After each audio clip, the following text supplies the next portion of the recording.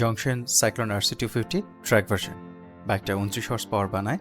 বাইকটা ফুল প্যাকেজের মধ্যে আছে বশের ABS, TCS, JE1 এর ব্রেক, KYB সাসপেনশন, একটা স্লিপার ক্লাচ, একটা কুইক শিফটার আর একটা সিঙ্গেল সাইডেড সুইং আর্ম। আর এই মুহূর্তে বাইকটার দাম 4,30,000 টাকা।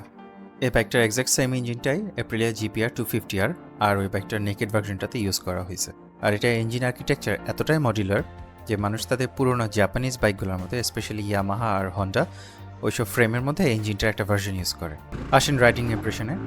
বাইকটা 5,500 RPM এর নিচে মোটামুটি শান্ত, কিন্তু 6,000-এর পরে বাইকটা মেইনলি জেগে ওঠে, দেন এটা ভালোভাবে পুল করা শুরু করে। বেসিক্যালি ওভার স্কোয়ার ইঞ্জিনের যে বৈশিষ্ট্য। বাট 250cc হিসেবে বাইকটার মধ্যে ভালোই ভাইব্রেশন আছে। বাট স্টিল সিটি বা হাইওয়ে যে কোনো কন্ডিশনে এটা যে চ্যাসিটা ইনসেইনলি প্ল্যান্টেড।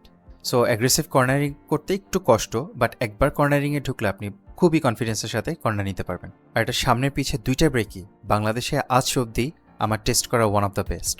আর এই জিনিসটা আমাকে সবচেয়ে বেশি অবাক করছে। বাইকটাকে দেখে হয়তো জিনিসটা মনে হয় না, but this is a very serious engineering project. বাইকটা একটা ফুল রিভিউ, টেকনিক্যাল ডিপ ডাইভ সহ আমার এক্সেল ডাইনামিক্স চ্যানেলে আছে, সেটা দেখার আমন্ত্রণ রইল।